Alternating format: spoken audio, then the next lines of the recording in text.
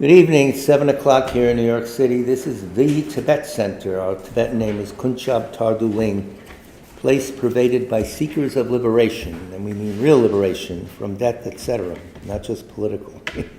This is our twice weekly presentation of the Buddha Dharma, specifically with using as our guide the Tsongkhapa's stages of the path, or the graded steps to full enlightenment, full Buddhahood. All the prayers we say are on the Tibet Center website, thetibetcenter.org. In the FAQ section, you would scroll down in that section to prayers. If there is anyone who's passed away lately and you want us to remember them when we do the Sutra of the Recollection of the Three Jewels, place their names in the chat box as soon as possible. Don't wait to the end because there's a delay and you might miss getting their names in. So we'll start. The first prayer is a prayer for the spreading of the teachings throughout the length and breadth of the West. By the force of the blessings of the non-fallacious three precious gems and of the truth of our pure selfless wishes, may the precious Buddhist teachings flourish and spread to the expanse of all areas throughout the length and breadth of the West.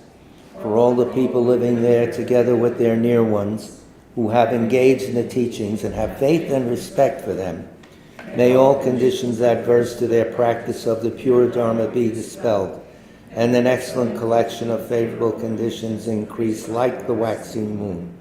And especially for those who work on methods to accomplish the flourishing and spreading of the victorious one's teachings, which are the source of benefit and happiness, may they never be oppressed by masses of interference and adverse conditions, and may this spontaneously happen just as we have hoped and wished. Get the door. The Heart Sutra. Thus have I heard once, the Blessed One was dwelling in the royal domain of the Vulture Peak Mountain, together with a big gathering of great monks and great bodhisattvas. At that time, the Blessed One entered the samadhi which examines the dharmas, called profound illumination. And at the same time, noble Avalokiteshvara, the bodhisattva, Mahasattva, looking at the profound practice of transcendent knowledge, saw the five skandhas in their natural emptiness. Then, through the inspiration of the Buddha, Venerable Shariputra said to Avalokiteshvara, how should those noble ones learn who wish to follow the profound practice of transcendent knowledge? And Avalokiteshvara answered, Venerable Shariputra, whoever wishes to follow the profound practice of transcendent knowledge should look at it like this, seeing the five skandhas and their natural emptiness. Form is empty. Emptiness itself is form. Emptiness is not separate from form. Form is not separate from emptiness. In the same way, feeling, discriminating awareness, compositional factors, and consciousness are empty. Thus all the dharmas are empty and have no characteristics. They are unborn and unceasing. They are not impure or pure. They neither decrease nor increase. Therefore, since there is emptiness, there is no form, no feeling, no discriminating awareness, no compositional factors, no consciousness, no eye, no ear, no nose, no tongue, no body, no mind, no appearance, no sound, no smell, no taste, no sensation, no objects of mind, no quality of sight, no quality of hearing, no quality of smelling, no quality of tasting, no quality of sensing, no quality of thought, no quality of mind consciousness. There are no nidanas from ignorance to old age and death, nor their wearing out. There is no suffering, no cause of suffering, no ending of suffering, and no path, no wisdom, no attainment, no non-attainment. Therefore, since there is no attainment, the bodhisattvas abide by means of transcendent knowledge. And since there is no obscurity of mind, they have no fear. They transcend falsity and pass beyond the bounds of sorrow. Buddhas who dwell in the past, present, and future, by means of transcendent knowledge, fully and clearly awaken to unsurpassed, true, complete enlightenment. Therefore, the mantra of transcendent knowledge, the mantra of deep insight, the unsurpassed mantra, the unequaled mantra, the mantra which calms all suffering should be known as truth, for there is no deception, In transcendent knowledge, the mantra is proclaimed, Tayata Om Gate Para Sam Gate Bodhisoha. O Shariputra, this is how a Bodhisattva Mahasattva should learn profound transcendent knowledge. Then the Blessed One rose from that samadhi and praised the Bodhisattva Mahasattva Avalokiteshvara, saying, Good, O son of noble family, profound, transcendent knowledge should be practiced just as you have taught, and the Tathagatas will rejoice. When the Blessed One had said this, Shariputra and Avalokiteshvara, that whole gathering in the world with its gods, humans, Asuras, and Gandharvas, their hearts full of joy, praised the words of the Blessed One. Bodhicitta vow and refuge generating bodhicitta, it's called. We say these verses 3 times, as is customary. With the wish to free all beings, I shall always go for refuge to the Buddha, Dharma, and Sangha until I reach full enlightenment. Inspired by wisdom and compassion, today in the Buddha's presence, I generate a mind intent on full awakening for the benefit of all sentient beings. As long as space endures, as long as sentient beings remain, until then may I too remain to dispel the mysteries of the world. With the wish to free all beings, I shall always go for refuge to the Buddha, Dharma, and Sangha until I reach full enlightenment. Inspired by wisdom and compassion, today in the Buddha's presence, I generate the mind intent on full awakening for the benefit of all sentient beings. As long as space endures, as long as sentient beings remain, until then may I too remain to dispel the miseries of the world. With the wish to free all beings, I shall always go for refuge to the Buddha, Dharma, and Sangha until I reach full enlightenment.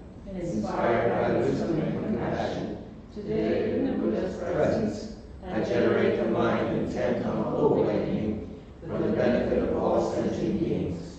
As long as space endures, as long as sentient beings remain, until then may I too remain to dispel the miseries of the world. So we balance our minds out a little bit for class. As is customary, we do one round of Om Mani Padme Hum, the mantra of Avalokiteshvara, who personifies great compassion, Mahakaruna. Om Mani Padme Hum.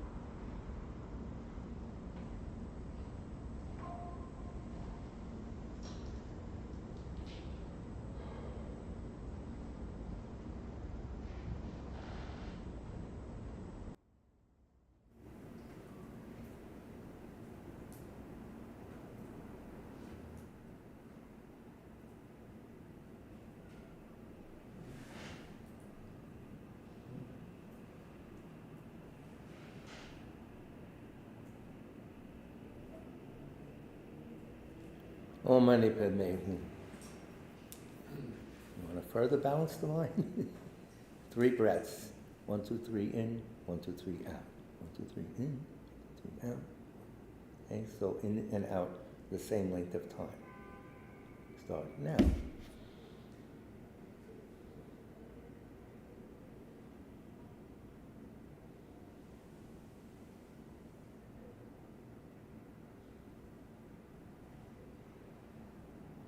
That's it. Quick fix for the subway. When you need it most. So, what are we doing tonight? On the menu, we have a continuation of the Dalai Lama's manifesto, we can call it, on the treatment of women in contemporary Tibetan Buddhism and how some of the prevailing ideas of maybe 1,000 years plus, contradictory to the Buddhist teachings, and he brings them out. Good evening.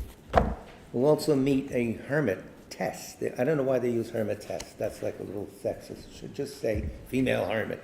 But anyway, that's the title of the book. Her name is Organ Chuki. Dates is 1675, 1729, something like that. She lived 54 years, 58 years, something like that, in the Dolpo region of Tibet, the highest part on the border of Nepal. And she studied one-on-one with the teacher, and she has obviously realizations. We'll hear a little bit of the poems she wrote about her meditation and stuff. I have to go through this book very thoroughly because this first part is a scholarly presentation of her life, and there's a lot in there. Second part is her autobiography in her own hand. And especially interesting are her interreactions with her teacher. She studied Dzogchen. And then, of course, standard Lamrim, the Yangtze Rinpoche presentation, the latest. He's in the Geshe Sopa School. The manner of taking the essence of our precious human rebirth on page 96. If we get there, you never know. The other night, we spent the whole time on His Holiness's Manifesto. So this is His Holiness's Lamrim, compiled by one of His Holiness's Lamrim. If you have a question, just ask. No, nothing formal here. It's just us. There's no lamas here. We're on our own. This was compiled by Dayab Rinpoche, who's visited the Tibet Center a couple of times and lectured here.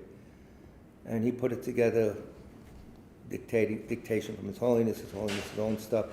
And this section is His Holiness's presentation on the current situation of women. His Holiness in Tibetan Buddhism. His Holiness is very radical. He established Geshe Ma program, which didn't exist before.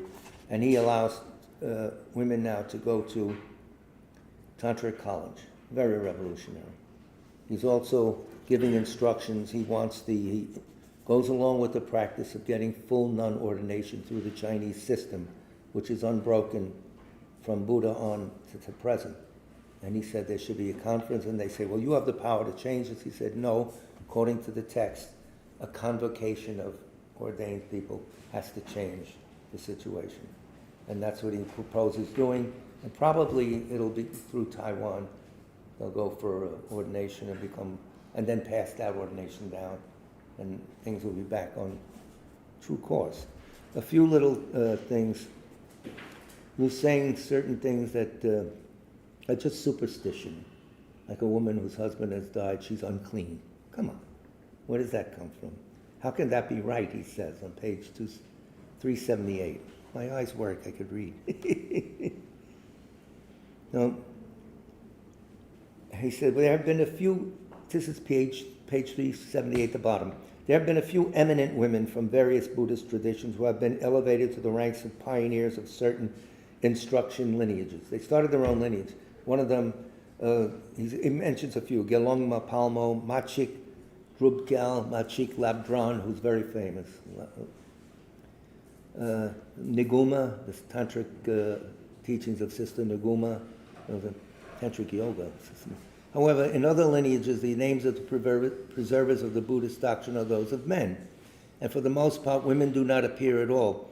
The fact that women possessed of learning and practice, perfectly capable of preserving this doctrine of teaching and practice, do not appear is suspicious. He's saying influenced by society, those who compiled the history. Did anyone say revisionism? Huh? Did Lenin have a hand in this? No. Is this not a distortion of the facts of history and the machinations of a society dominated by men? Very bold. He can get away with it. We can't. But So I'll skip around because it's like 85 pages. Well worth getting a hold of, So maybe we'll put a copy in the library. And he's saying, well, women's bodies are unclean. Well, the men's bodies too. The same substances. Come on, guys. Read your science books. He criticized the Emdo scholar Gendin Chapel says, similarly, widows are unclean and therefore even food they make you should not eat. Thus, some sacred commitments do explain that these are the words of heartless Brahmins. He gives them hell, Common to all, the body inside is unclean. Common to men and women. Also in grains of gold, he says, and he's criticizing Bhutan, who's a big, codifier, big historian, big keeper of all the tantric lineages. He's a compiler, like a big librarian, but famous, Bhutan. Alex Wayman used to quote him extensively. So this is Gandhin Chappelle saying, likewise, the all-knowing Bhutan, quote, was the greatest treasury of tantras, but when one looks at his wheel of abuse to the demonist, wheel of abuse to the demonist, that's a title, it seems as if he was not concerned about the root and fractions of tantric vows. Tantric vows, and he said it last time, I'll repeat it, the vow, you cannot look down on women if you're a male. There's no thing that says in the vows that women can't look down on men. No, it goes one way in that respect. Very important. I don't know if an exception is made for being abusive in verse, he said, but it's wrong, and it makes the whole practice not work. For instance, you can't have tantric realizations without bodhicitta. You can go through the motions, you can convince yourself, but it's not going to work. So you have to have. Mark has a question. Ladies and gentlemen, go ahead. So does that mean that women should look down on men, or that? No, it doesn't mean that at all. I don't know how you got that. That women don't look down on men, and therefore it doesn't need to be prohibited. Probably. Yeah. Probably. If they did, they would keep their mouths shut. But I'm sure they would, His point is democratic. And he later on says in his chapter, women should take part now in changing this. It should be mutual discussion. And he even says men should work for women, women should work for men to balance the society. It doesn't mean just the Buddhist society. This is Yeshe Tsogyal. This is the biography of Yeshe Tsogyal. And this biographer, Taksham Nuden Dorje, repeats Yeshe Tsogyal. She was a consort of, I think, Padmasambhava, somebody famous. She's a big deal, a yogini. Women such as I are weak and of little power. Of lower birth we are despised by all. She's not, but when we go begging we are attacked by dogs. If we have food and drink, thieves are a threat. If we are beautiful, the lecherous come for us. But when busy, the people despise us. When we do nothing, we are slandered by gossip. And so you can't win. When we do something wrong, everyone despises us. Whatever we do, it is not easy. For a woman abiding in this form, how can they sustain themselves within the Dharma? We cannot even sustain ourselves in life. It's very tough. You'll meet that the Hermitage says the same thing. So, how does His Holiness respond to this? These, I'm skipping around, not going line by line, because it would take 10 years, and we don't have much time. These attitudes of wrongly conceiving women generally to be of lower form of birth and of lesser merit have been prevalent for a long time. This has to be rectified, as Dalai Lama himself. In recent times, a study of the classical text was introduced into nunneries in exile, and now we have been able to establish the worthy practice of awarding the title of Geshe Ma to those who have completed their studies. In this way, through a practical altruism, and I like that word, practical altruism, that does not discriminate against anyone. It is important to be of benefit to the world at large and to be in accord with Buddhism. Understanding how to be a good example for all people of today's world is the responsibility of all nuns and monks, laymen and lay women. And he's saying Tibetan men lack the sensitivity of nuns. He's criticizing them today. All right, it's culture bound. It has to change. The whole culture is changing, whether they like it or not. The whole world, all of our cultures. So we're getting stuffed into computer chips and we don't have our minds anymore. Anyway. Therefore, through education, I'm skipping it, both men and women should understand the equal value of all human beings and recognize the hardship of women as hardships. We need to create an environment where whenever there is a hardship, there is a place for it to be discussed and listeners to hear it. Don't sweep it under the rug. It has to come out. How can you meditate clear, go down to the depths of the mind if you're still holding these prejudicial attitudes that are out of sync with the truth? I won't say reality, we'll say the truth. The reality is pretty rough. So he says, This position is not coming from an attitude that thinks women are helpless and need support. His Holiness continues, page 383. It is an acceptance that women have capabilities on a par with men, and in order to bring that to the fore, F-O-R-E, the situation of women should be discussed. This should not be seen as arguing the rights of individual women. The loss borne by one woman is to the detriment of all women. Therefore, it should be recognized as a struggle of society.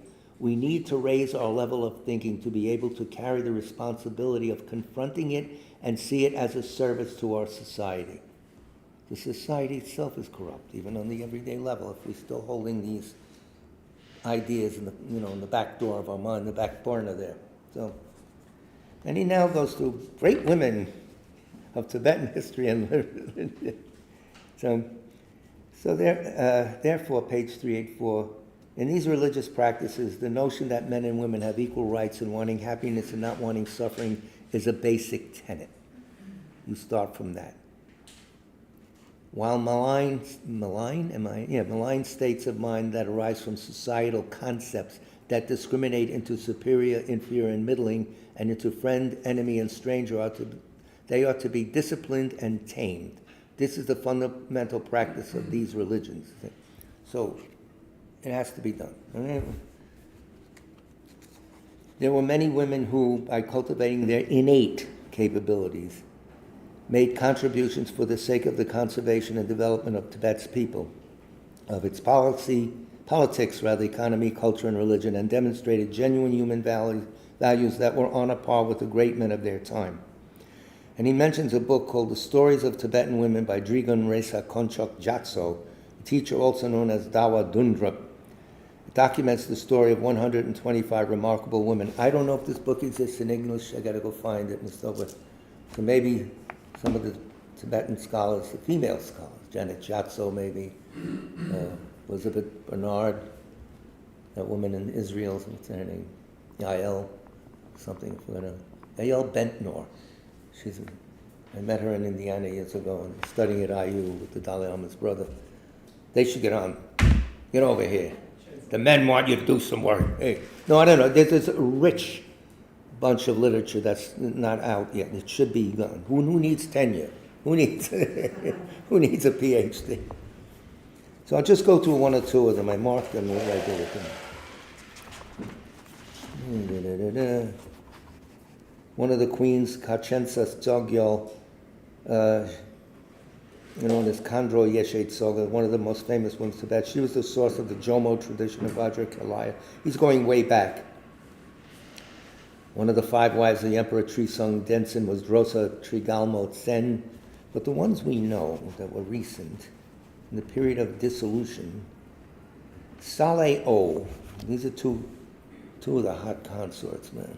No, making a joke. It shouldn't be. These are high beings, probably Buddhists now.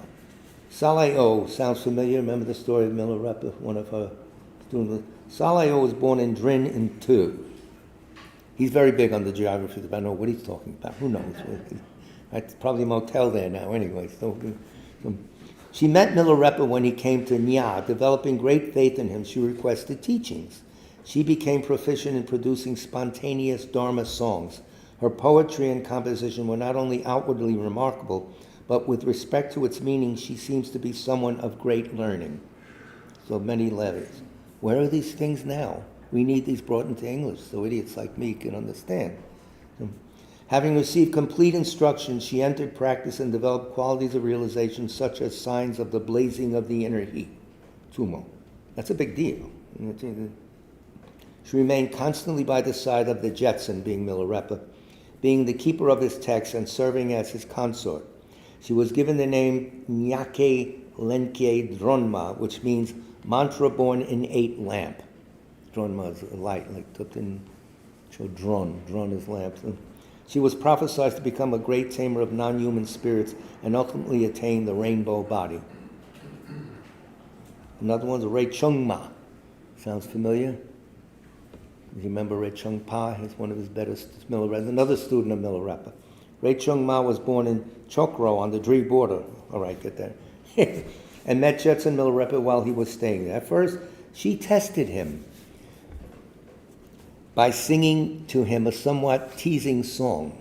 Oh, we have a little act going on. From his reply, she developed faith. She offered him all her jewelry and followed him as a servant. At Lolo Monastery in Drinchi, he gave her instructions on inner heat practice. After 3 days, inner heat arose and she only needed a thin cloth for her clothing, after which she became known as Reichung Ma. After 7 months, she had received all the teachings on the 6 yogas of Naropa and developed special realizations. Later on, she met Reichung Pa, the male, on Yalong Cliffs.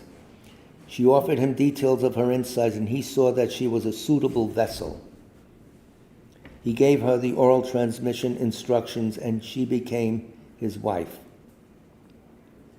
She was one of the realized consorts of Rechungpa alongside Lachik, Yalungma, Drenbu, and Jomo Yangmo. These guys got around, I don't know. For 8 years, she ceased speaking, meditating continuously like the current of a river, and attained the 10 signs of practice and the 8 qualities. She too attained the rainbow bodies. They're full Buddhas, I would say, I would think, speculate. That's just a little sample. This section of the book, about 80 pages, is very, very rich and has to be gone over. He makes some other strong points, which I did in the last 2 classes. I don't want to be redundant. So, but if you're interested, the 14th Dalai Lama, Stages of the Path, and just, we're not polite here. Okay, on myself. Is rainbow body achieved after death? At death, I think, but that's Nyingma concept. I don't know what rainbow body even means, but I know it's a very high thing. And she attained the rainbow body. I'm sure if a Nyingma practitioner was here or called you somebody, I don't know exactly. I wouldn't dare. What? Dzogchen. They're the same, different names. Mahmoud and Dzogchen. Same. Now, we're going to meet, what? What is the significance of achieving Tummo? What is Tummo? It's inner heat. And you can keep, for instance, the test was you had to go in the cold water of Tibet and wet sheet and then dry it by you to prove that you could actually throw heat around. Somehow the body is used, the energy in the body in Tantra is used in conjunction with consciousness. They're always in a symbiotic relationship. So most of the time consciousness rules the energy. I want to do this, I want to do that. But sometimes you manipulate energies to bring along a corresponding consciousness that rides a certain wind or certain energy force. That's high level. That's one-on-one with the guru. That's not what everybody teaches in a 3-day seminar. You can save your money. You have to devote your life. But that's why the Tantra is dangerous. You even change the way the heart works. Rinpoche one time said to meditate on the wheels of the heart. You have to be very careful. You have to have a master. You can't do that. No. So somehow you can cause real damage to your body, throwing things. So it's a city, that's right, it's a feat. But it would be connected to liberation and enlightenment rather than just being a mundane power. They made it a mundane power, like they made clairvoyance a mundane power. A parlor game type thing, and the black magic stuff that Milarepa did beforehand. That's wrong. Where's your right view? Where's your bodhicitta? Where's your renunciation to start it all off? Where is it? Mark, did you bring him? No. It's in the car? Fine. No, really, those 3, that's why it's important to tantric practice.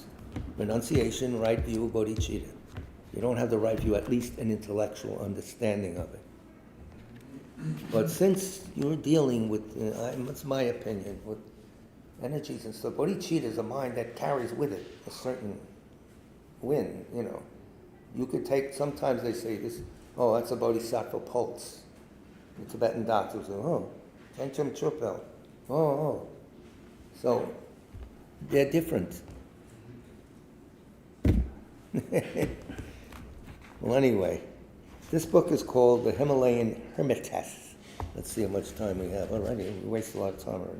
We didn't waste. By a scholar, Curtis R. Schaefer, out of Oxford University, I think. Was Oxford University? No. He's a professor of Buddhist studies at, guess where? University of Alabama. Believe it or not, the world is changing. Do you believe this? That was my first guess. That was your first guess? You were correct. So anyway, he did a good job. It's very complicated. I haven't read this book carefully, which I have to do before I open my mouth. But I was so taken with some of the poems and stuff. She was born to a very poor family. She was illiterate. They wanted a boy. They got a girl. They treated her like crap. As in the old days, so today. So she had to herd goats, herd horses eventually, work in the kitchen. Even when she went into religious life, they put her in the kitchen, and she kept saying in her poems, I want to get out of here, I want to go to solitude, to solitude, to solitude. Eventually she did. So her name is Organ Chuki of the Dharma, Chuki. Her teacher was Tenzin Chuki. And the biographer, Curtis Schaefer, says he kept company. She's talking about her teacher, Organ Rigzin. Her teacher said, Yeshe, the company she's mentioned in Yeshe Sogel, Dorje Palmo, Guya Jana, Machik, Tronak, Natsa, Lingza, blah, blah, blah, and Organ Chuki. She's mentioned with those people. That's the status she was. To mothers, sisters, and Dakinis, I give praise and faith. So she was a Dakini. At her death, they said that Dakini did this, the Dakini did that. Well, the other thing, by the way, His Holiness said about Tantric practitioner, I have to repeat it. If a practitioner of Tantra, a real practitioner, somebody just reads the books, is always starting out, somewhat realized dreams of a woman, she has to be regarded as a Dakini. And she has to, whatever she says should be regarded as prophecy. That's another echelon of tantric practice.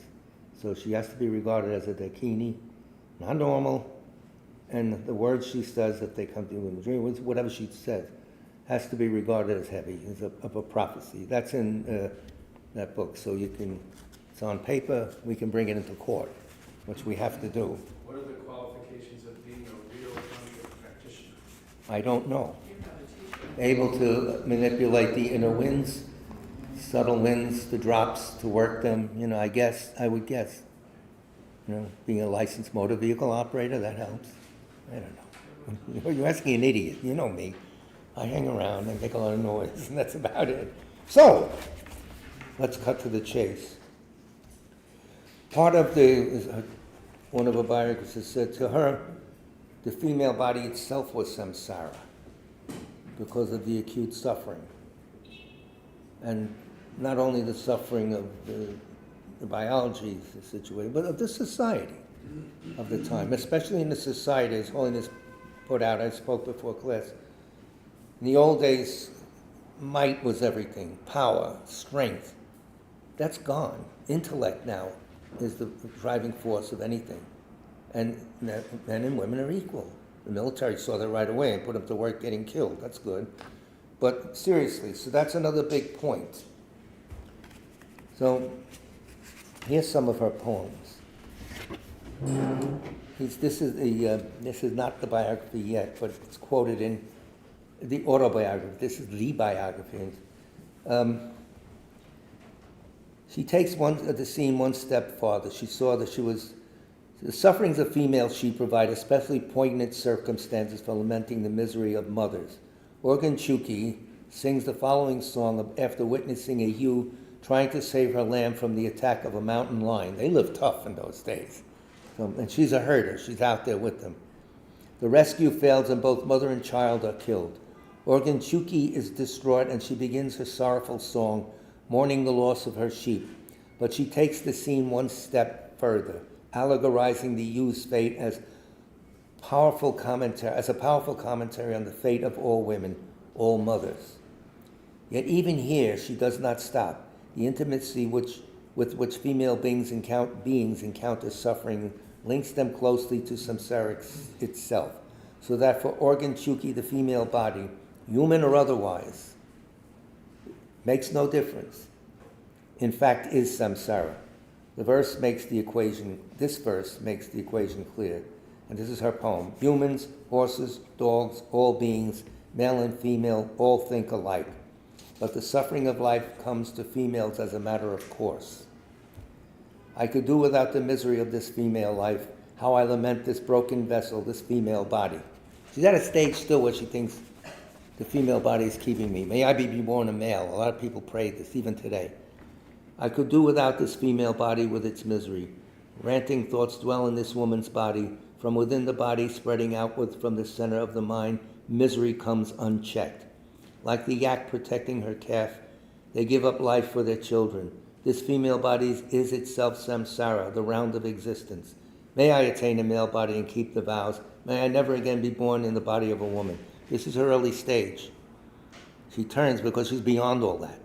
When she, later on. We don't want to. When acts of desire, this is another one of her poems. When acts of desire are committed, suffering must follow. That's desire that's not contained properly. And you use the desire on the path in some of the highest tantras, but it's within context and a certain type of person.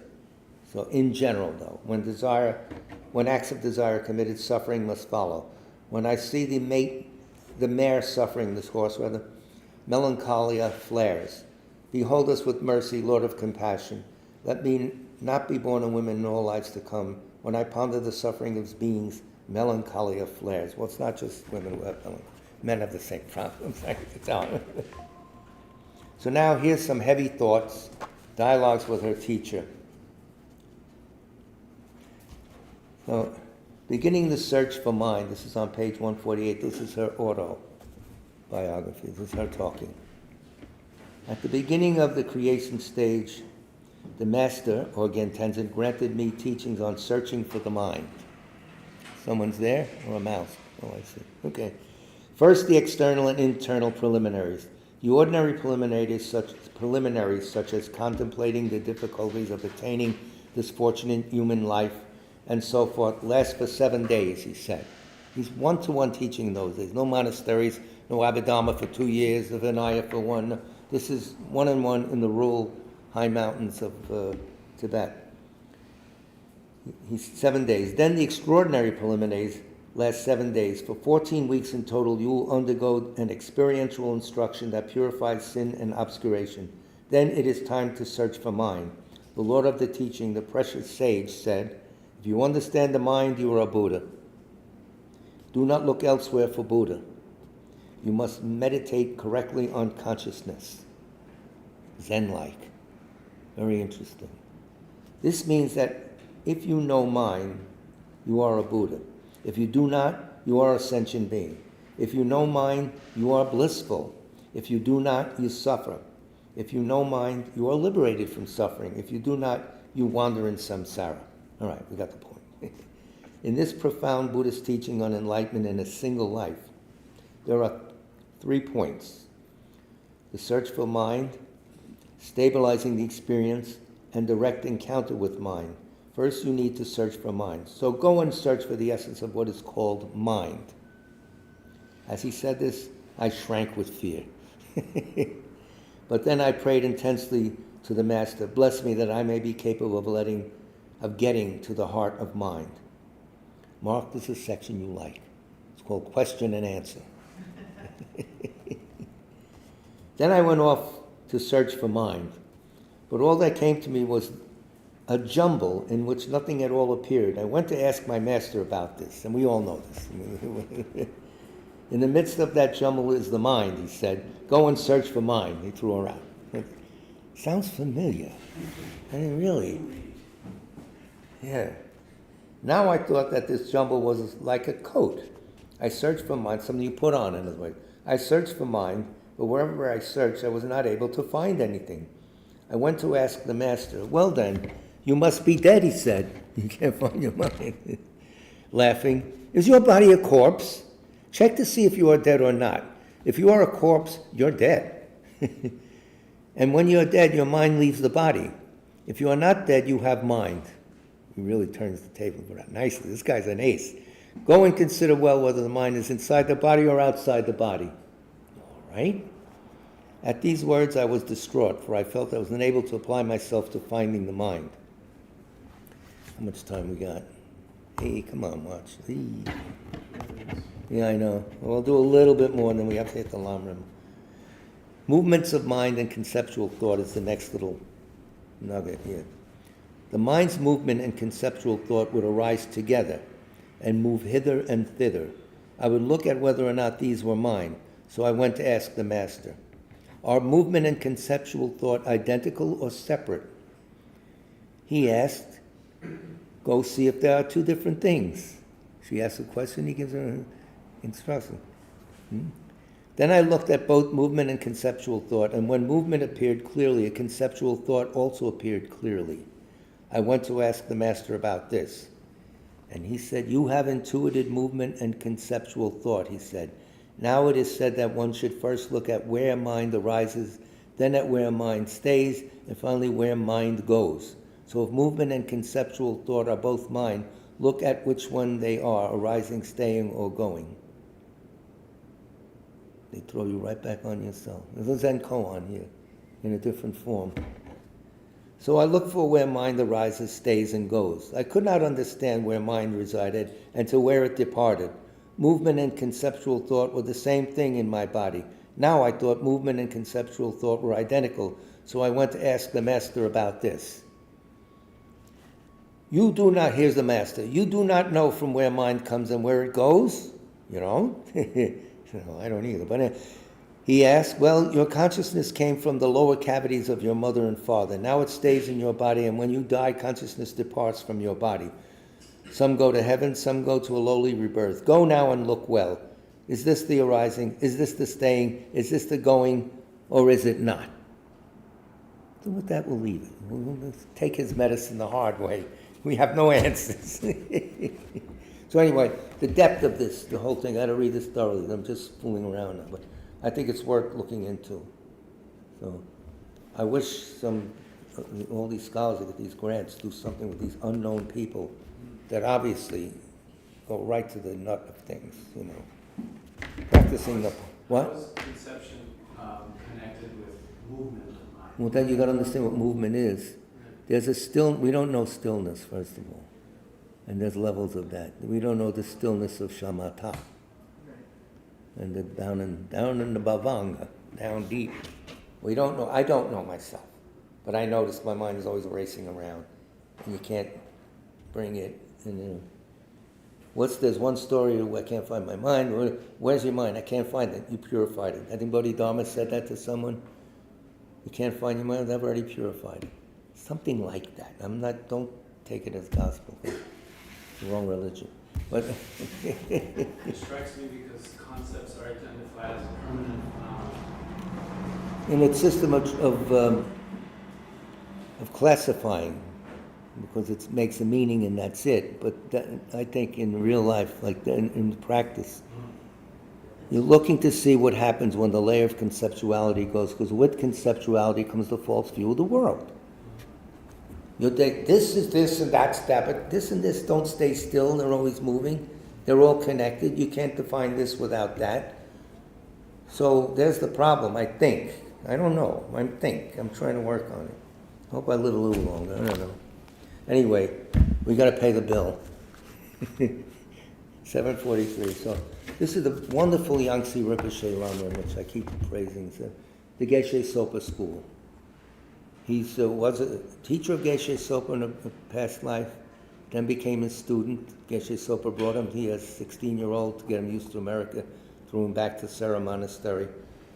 So his language is good. And this is not something he sat down and wrote. These are his lectures that a team of people put together. So the language flows.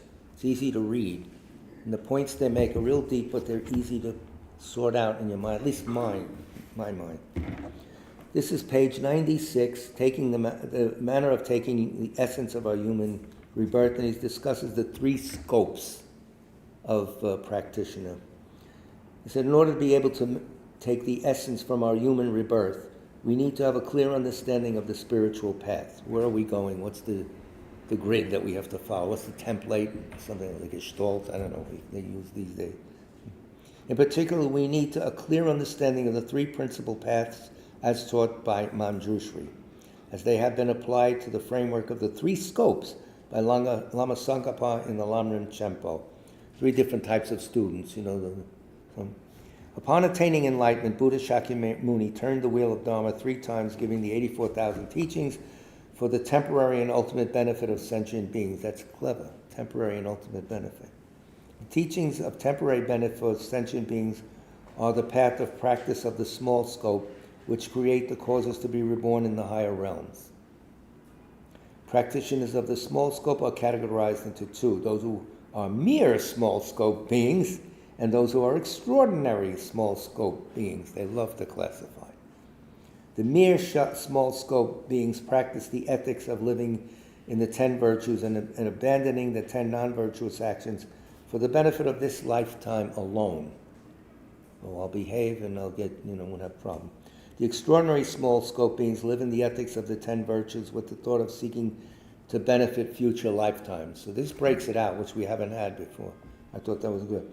To be considered a small scope being who is actually on the spiritual path, the practitioner must be an extraordinary small scope being. Otherwise, it's just a racket, transactional. That's placing the greatest sense of importance on the attainment of future lives. So the future lives, and as John Spell used to say, why are future lives important? Because they are longer. Oh, smart. I hope he's reborn soon. Wonderful man. The teachings of ultimate benefit are divided into those that bring the benefit of liberation and those that bring the benefit of full enlightenment. Liberation, you're out of samsara, but you're not a full Buddha. And you can sit and relax in that complacent peace, but eventually you get kicked out by the Buddhas. You're not done. Attain Buddhahood. The teachings that bring the benefit of liberation are the path and practices of the medium scope. Lama Atisha's lamp for the path to enlightenment states that the path of the medium scope is the practice of those who turn their back on the pleasures of cyclic existence in order to cease the delusions and the karmic actions that perpetuate cyclic existence and thereby attain an individual state of peace and happiness. These beings more or less interested in somewhat self-centered, but not really. That's a bad categorization. We all have to practice all three, by the way. It's all blended. You don't have to. You need foundation. To summarize, practitioners of the small scope turn their back on the temporary pleasures of the present lifetime and place greater emphasis on the attainment of a higher rebirth in the future. Their entire practice is based on that motivation. Now here's a little tip. Motivation decides what your practice is, no matter what you're doing. So practice Tantra with the motivation of becoming, ripping people off or anything, well, you're not practicing. Practitioners of the medium scope have a more advanced motivation in the sense that they consider any birth within cyclic existence to be a birth under control of delusions and karma. For them, attaining higher rebirth alone is not sufficient because they feel that even if they attain a higher rebirth, it is still a birth bound by delusion and karma and therefore subject to the cycle of aging, sickness, and death. I want out of the whole thing. A practitioner of the medium scope seeks to terminate the entire cycle of rebirth brought on by delusions and karma and to attain a state of, quote, liberation. The goal of a practitioner of the great scope is to attain complete enlightenment, free of mistakes and complete in all positive qualities and knowledge. And you can go on about the qualities of the Buddha. This attainment is rooted in the motivation of compassion. Oh, that's how you get there. Compassion. And that's a topic of itself. The practitioner generates the mind of bodhicitta, renouncing self and cherishing others, and undertakes a unified practice of method and wisdom to attain this goal. Unified practice brings us to do this. So, through this practice, the great scope practitioner is able to eliminate the afflictive obscurations and the obscurations to omniscience and thereby attain the result of enlightenment. So full Buddha, you go and get omniscience. And what is omniscience? Spontaneous knowledge of all things and their mode of being. So spontaneous and direct knowledge of all phenomena and their mode of being. The Jeffrey Hopkins definition from, I guess, Ken Select and somewhere. That was Chung's big. The division of the three scopes can also be understood by examining the various levels of ethics that are practiced in each. In accordance with the Vinaya, or small scope practitioners take the abandonment of the 10 non-virtuous as their main objective on the path. These practitioners do not necessarily take vows, but they live in the ethics of abandoning these actions. Medium scope practitioners take the vows of individual liberation, the Pratamoksha vows. based on the determination to definitely emerge from cyclic existence and attain liberation. Sometimes renunciation is called definite emergence. For practice, Lei Jung, something, Ye Jung, what? Definite emergence. For real, you're getting out. For practitioners of the great scope, the practice of ethics is incorporated into the practice of bodhicitta. So what you can and can do changes at the bodhisattva level, sincere. And then at the tantric level, it changes again. So we have to, not judge people. They have to act in accordance with their commitments. Beings of the three scopes can also be categorized in terms of the three different types of results. The lowest result is a high rebirth, which is the result of the practice of the small scope practitioner. This is easy to figure out. This is followed by liberation as the result of the medium scope practitioner. The most supreme result is enlightenment, which is the result of the practice of a great scope practitioner. Alternatively, the three scopes can also be categorized in terms of the kind of path the practitioner focuses on. In the small scope, the path is living in ethics of abandoning the 10 non-virtues. In the medium scope, the path is the profound path of wisdom, because you have to have direct realization of emptiness to get out of samsara. That's the key. That's it. That gets you through the gate. So it's very important. The path of seeing. You have to see, and then on. In the great scope, the path is a unified practice of both method and wisdom. So having already had direct realization of emptiness, then you set out. Why do you need to train in all three scopes? And you have to get this in before we have it. This is page 98. Want to say something? You need a break? Need a drink? Bartender? My friends here? No. Taking the essence of our precious human birth means developing our mind in the path and practices set forth in the three scopes. Okay. It's not anything different than this. The attainment of enlightenment by way of the graduated path is the best way to fulfill the opportunity of our perfect human rebirth. And we shouldn't think that this is someone you do. All you have to do in Buddhism is create the cause. The results follow. That's all. I can't do that. Yes, you can. Others have done it. Do this and that'll happen, then do this and that happen. That's it. So don't think there's no cause and effect. It'll come back and really bite you. That's it. So if you lose heart, always think that way. You may wonder, if the objective is to lead a sentient being to complete enlightenment, which can only be attained through the practice of the great scope, what need is there to train in the path of the small and medium scopes at all? My thought too. Why not cut to the chase? I want the best. All right, it costs a little more. Oh, okay. No. Actually, in the context of the Lamrim, the trainees in the small or medium scope are not training in the paths of the small and medium scope alone, but rather in the path and practice that are common to the small and medium scopes. And you are also in the Lamrim prepping for Tantra. Because you fully have bodhicitta. The best way to help beings as a Buddha, you don't want to delay, you want to help beings to the max. To do that, you have to practice the tantric path in this life. And His Holiness says, you must. Not that you should or you could, you must. If you have motivated by compassion, you want to be a Buddha as soon as possible, you got to get on that bus. I don't know, wherever it goes. It goes to airplane, maybe? Yes, that's the one, jet plane, to Gyudo Monastery. You parachute in. Real style. Robes come along with it, by the way. So we're not doing the path and practice, common and small. The two lower scopes are considered to be the foundation of the cultivation of the path and practices of the great scope. So they're foundational, that's all. Don't come out with the house analogy. Everybody knows you build a basement first. We know. Anyway, we train in the path and practice common to the small and medium scopes. Because in order to enter the Mahayana, we must develop the mind of bodhicitta. The practice of bodhicitta is rooted in love and compassion. Compassion, in turn, is rooted in the understanding of suffering. Here's your cause and effect laid out nicely. In the small and medium scopes, there are extensive explanations of the general and particular types of suffering of the realms of cyclic existence. Before we can generate compassion, we need to identify these types of suffering in terms of the suffering that we ourselves experience. You understand suffering before you understand compassion. Especially, I don't like this. All the suffering you do, the nights we stay up, or whatever, on and on. Physical pain, all that. Others suffer the same way. What can I do about it? I don't like it, and they sure don't like it. That mind has to start working.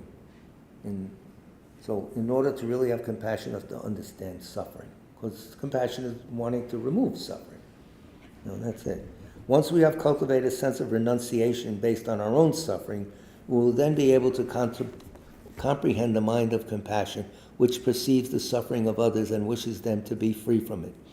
As Shantideva says, before conceiving of that for sentient beings, one has not dreamed, even in a dream, the thought that for one's own purpose, how can one ever imagine producing it for the purpose of others?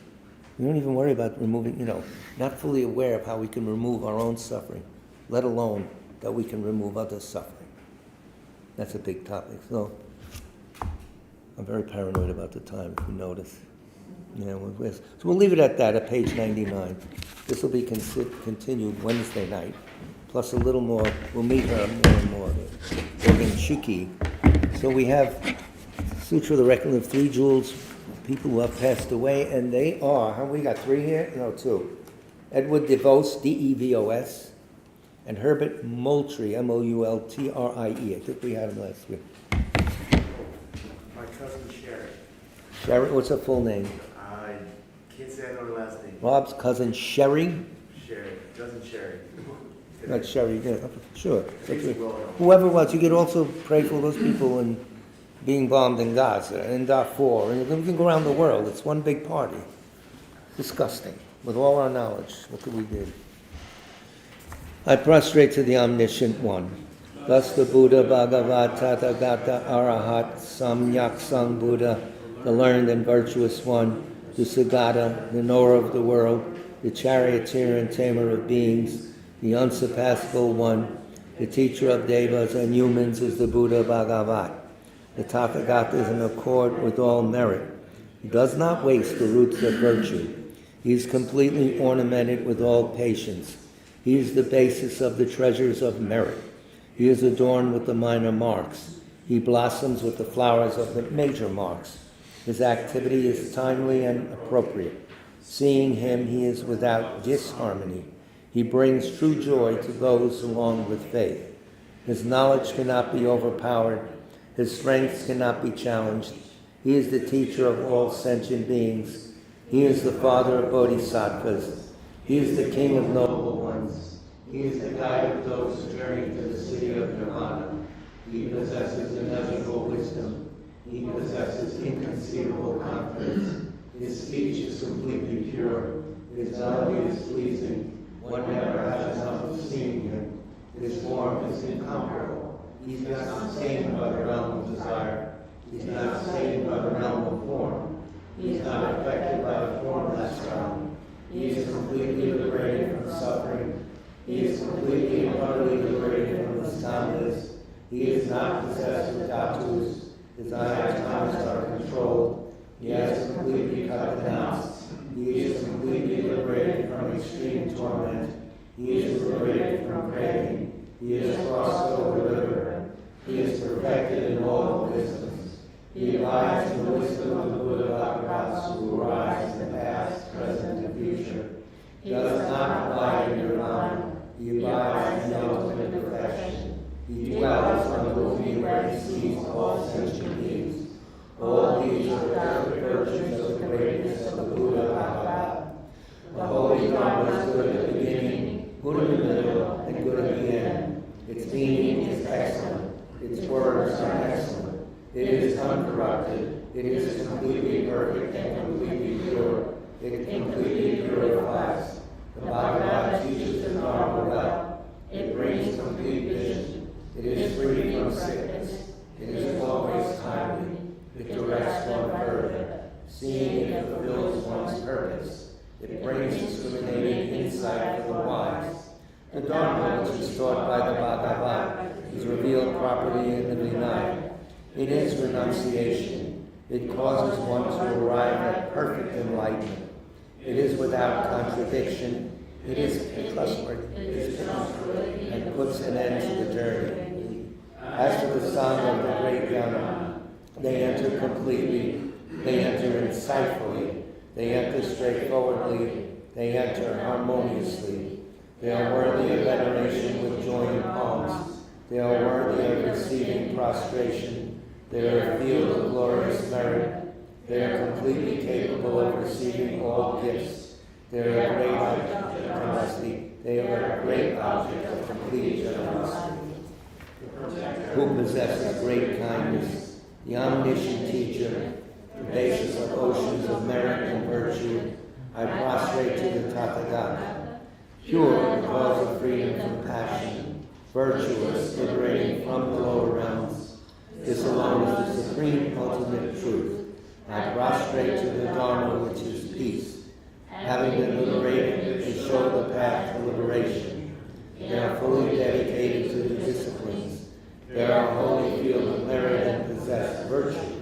I prostrate to the Sangha. I prostrate to the Buddha, the leader. I prostrate to the Dharma, the protector. I prostrate to the Sangha, the community. I prostrate respectfully and always to these three. The Buddha's virtues are inconceivable. The Dharma's virtues are inconceivable. The Sangha's virtues are inconceivable. Having faith in these inconceivables, therefore the fruitions are inconceivable. May they be born into completely pure realm. So now we do 8 verses for training the mind.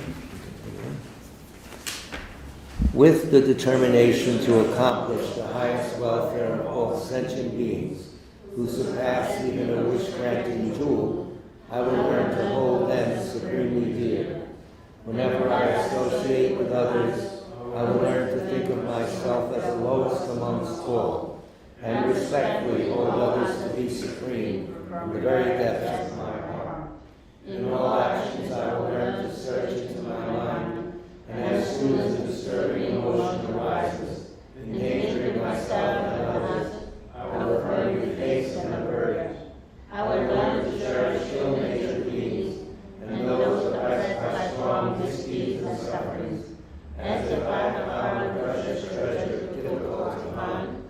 When others out of jealousy treat me badly, let me feel slander and so on, I will learn to take all loss and offer victory to them. When the one whom I have benefited with great hope unreasonably hurts me very badly, I will learn to view that person as an excellent spiritual guide. In short, I will learn to offer to everyone without exception all help and happiness directly and indirectly, and respectfully take upon myself all harm and suffering of my mothers. I will learn to keep all these practices undefiled by the stains of the 8 worldly concerns, and by understanding all phenomena as light illusions, be released from bondage of attachment. Now a prayer for a swift return of his Avato Chögyam Rinpoche, our teacher. Exalted wisdom of all victors gathered in Prague, soul refuge manifest in the form of one wearing saffron robes, Guru Ramdas Bhagavad challenge. Please bear witness here today that our prayers may be fulfilled. We beseech the great torch of doctrine, accomplishing from long ago the vast waves of aspirational prayer, nor the speech of the victor Losang's teachings, spreading them to the ends of the earth by means of explanation and practice. Thou holding the commitment, I will invite all beings to be my guests in unsurpassed great awakening. Yet look at from the activities of the form of habits that serve the welfare of others. Is that worthy of supreme among beings, the Bodhisattva? Though possible for you to strictly existence ends, to abandon your commitment to liberate all beings, we beseech the new son of Namakaya to swiftly return from the realm of Namakaya, brought forth by the Buddha drawn by 7 steeds, having reached the far limits of scholarship, religious life, and goodness. Please come swiftly as an unrivaled supreme emanation, full holder of the sage's teachings, and wish-fulfilling jewel, return as the glory of the Losang Tenpe, manifesting truth